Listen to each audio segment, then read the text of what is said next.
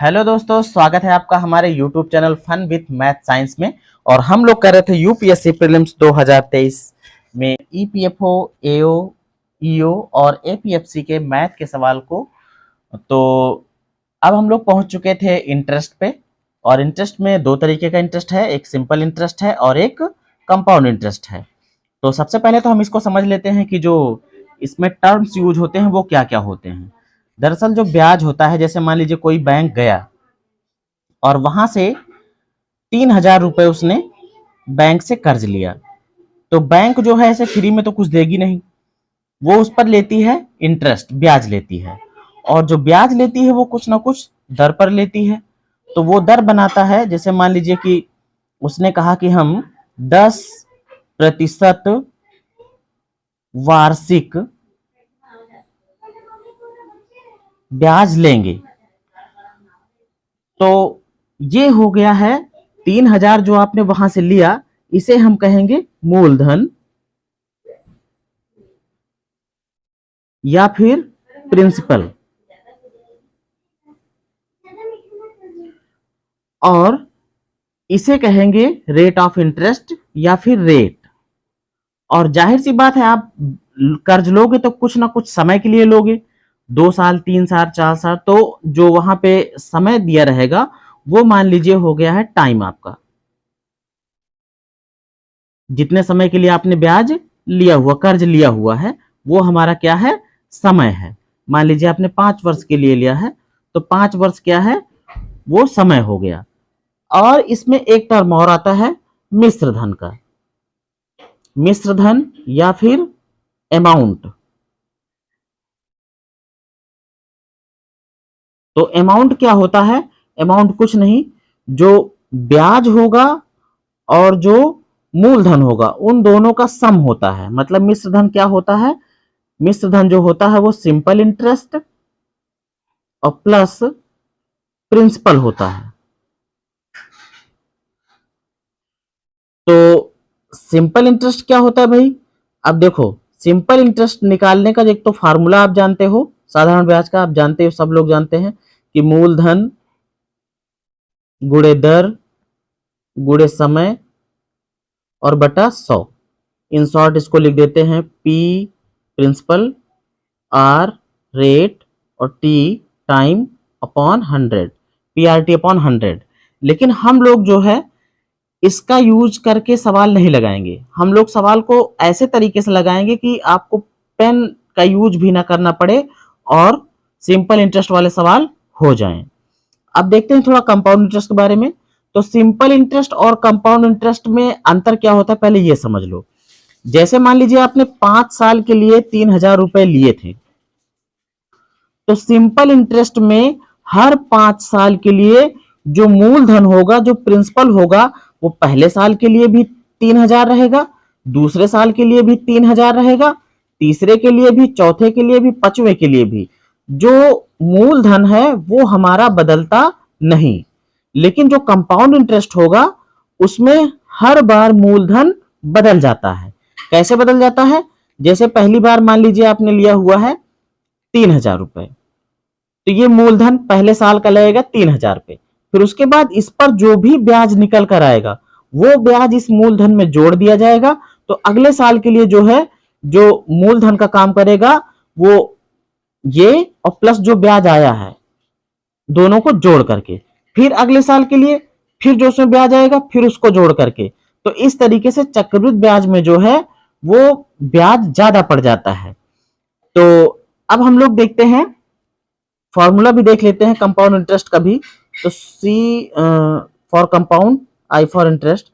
Compound interest का जो formula होता है वो इसमें सबसे पहले अमाउंट ही निकलता है। तो इसमें क्या करते हैं भाई, अमाउंट माइनस प्रिंसिपल कर देते हैं। और अमाउंट के लिए फॉर्मूला होता है A is equal to P in the bracket 1 plus R upon 100 और पावर में T फॉर टाइम।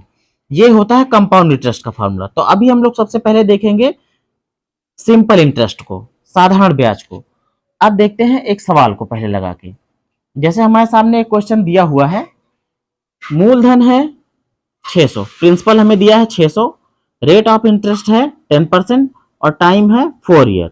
अगर इसको आप फार्मूले से लगाते हो तो simple interest is equal to क्या हो जाएगा, पी आर टी अपॉन 100।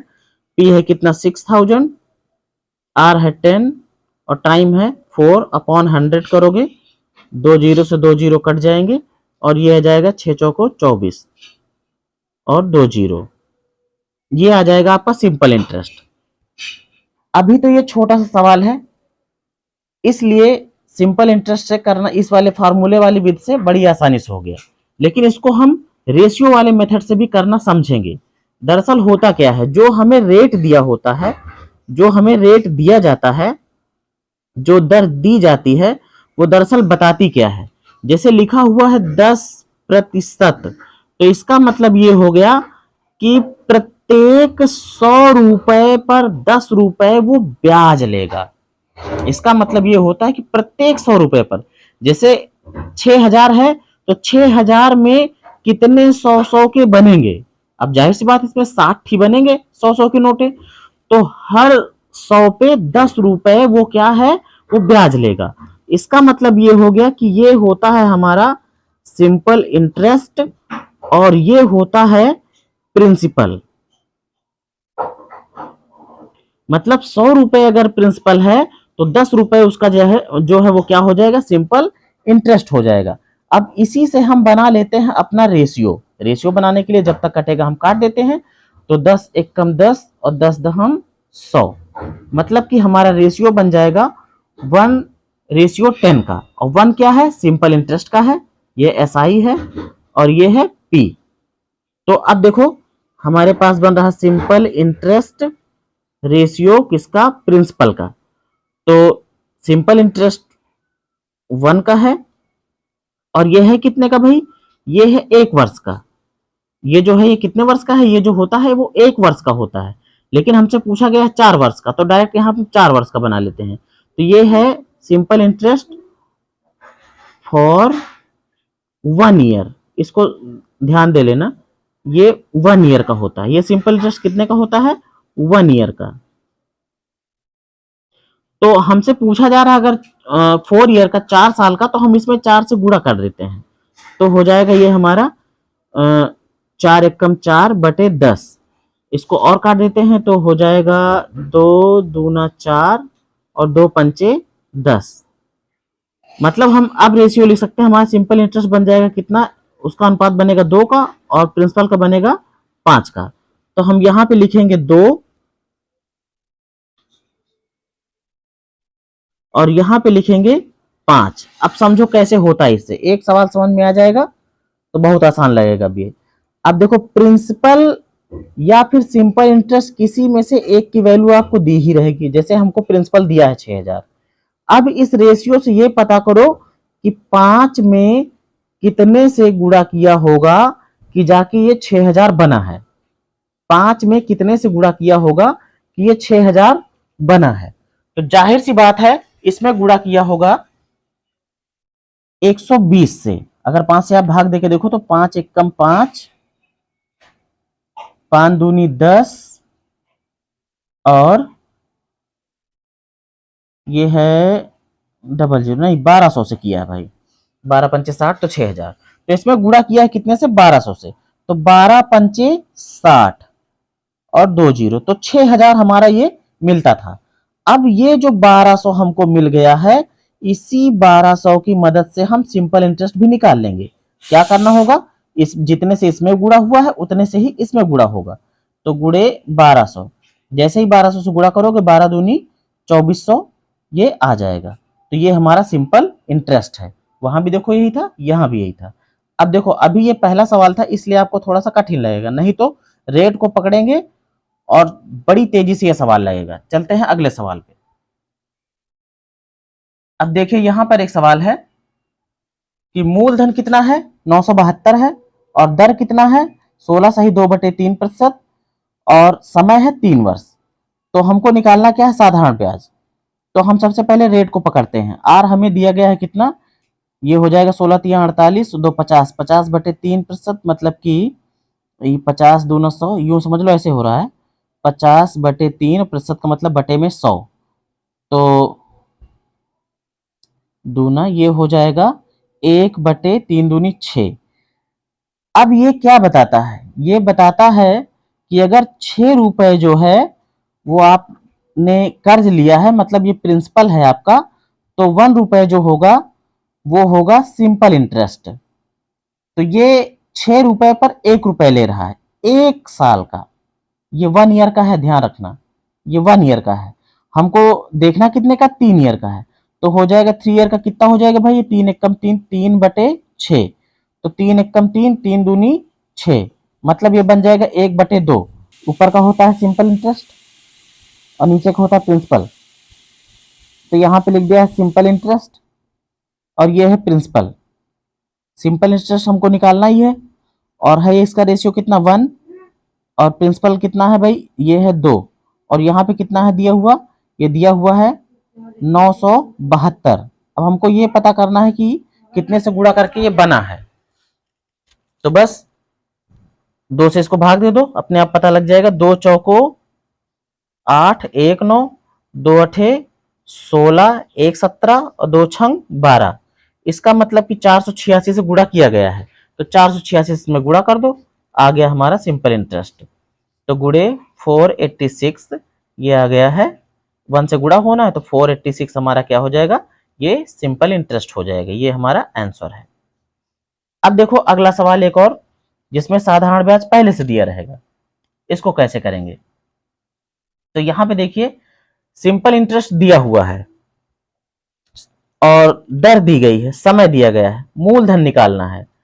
तो हमको जो रेशियो फॉर्म करना होगा वो गिवन क्वांटिटी के बीच में ही करना है। कैसे करेंगे, देखो लेकर चलेंगे हम आर को ही। आर हमें दिया है कितना, ये है 12 दूनी 24, 25/2 और बटे में 100, मतलब कि 25 चौको 100, ये बनेगा 1/8, ऐसे बन रहा है 25/2 और प्रतिशत का मतलब बटे में 100, तो 25 चौको 100, तो 1/8 बना ये। अब 1/8 ये जो है ये सिंपल इंटरेस्ट है, कितने का, 1 ईयर का। ये 1 ईयर का सिंपल इंटरेस्ट है, और ये क्या है, ये प्रिंसिपल है। तो 5 ईयर का क्या हो जाएगा, 5 साल का हो जाएगा 5/8। ये आपका सिंपल इंटरेस्ट है और ये क्या है, प्रिंसिपल है। तो हमको रेशियो फॉर्म किसके किसके बीच में करना है, हमको करना है सिंपल इंटरेस्ट और प्रिंसिपल के बीच में, सिंपल इंटरेस्ट और प्रिंसिपल के बीच में। अब यहां पे देखिए सिंपल इंटरेस्ट हमको दिया ही है और प्रिंसिपल हमको फाइंड आउट करना है। सिंपल इंटरेस्ट का रेशियो बन रहा है 5 और प्रिंसिपल का बन रहा है 8। तो जो सिंपल इंटरेस्ट है वो दिया है कितना, वो बता दिया है कि 240 होता है। अब आपको ये पता लगाना है कि 240 ये कब मिला है।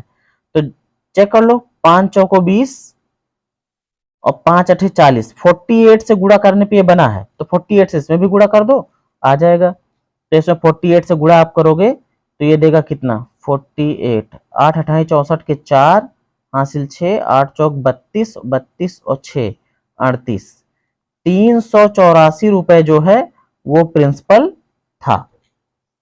अब देखो अगला सवाल, साधारण ब्याज जो है दिया गया है 4500 और दर है 8 सही 1/3% प्रतिवर्ष और समय दिया गया है 5 वर्ष। मूलधन निकालना है, तो क्या करना होगा इसमें। तो सबसे पहले हम दर को लेकर चलते हैं। जो दर है हमारी वो क्या दी गई है, 8 त्रिक 24, 25/3, 25/3 और प्रतिशत है मतलब बटे में 100, तो हो जाएगा 25 चौको 100, मतलब कि ये हो जाएगा 1/12। अब 1/12 में ये जो है ये प्रिंसिपल का काम करेगा और ये सिंपल इंटरेस्ट का काम करेगा 1 ईयर के लिए। 1 ईयर के लिए हमको चाहिए 5 ईयर के लिए, तो इसमें हम 5 से गुणा कर देंगे, मतलब 5 एकम 5, 5/12 बनेगा। तो हमारा जो ये सिंपल इंटरेस्ट और प्रिंसिपल का जो बन रहा है वो रेशियो बन रहा है, सिंपल इंटरेस्ट एक तरफ लिख दिया, एक तरफ लिख दिया प्रिंसिपल, वो बन रहा 5 और 12 का। अब देखो हमको सिंपल इंटरेस्ट पहले से दिया भी है, तो बस हमको यही पता करना है कि ये जो दिया गया है 4500 वो कितने से गुणा करके मिला है। तो जाहिर सी बात है 5 9 45, मतलब इसमें 900 से गुणा किया होगा, 9 5 45 00, तो हमको प्रिंसिपल अगर निकालना है तो हम कुछ नहीं करेंगे, बस इसी 900 से इसमें भी गुणा कर देंगे। तो 900 से गुणा कर दो तो 12 नौइया 108 और 2 जीरो, मतलब कि 10,800 रुपए जो था वो हमारा प्रिंसिपल था।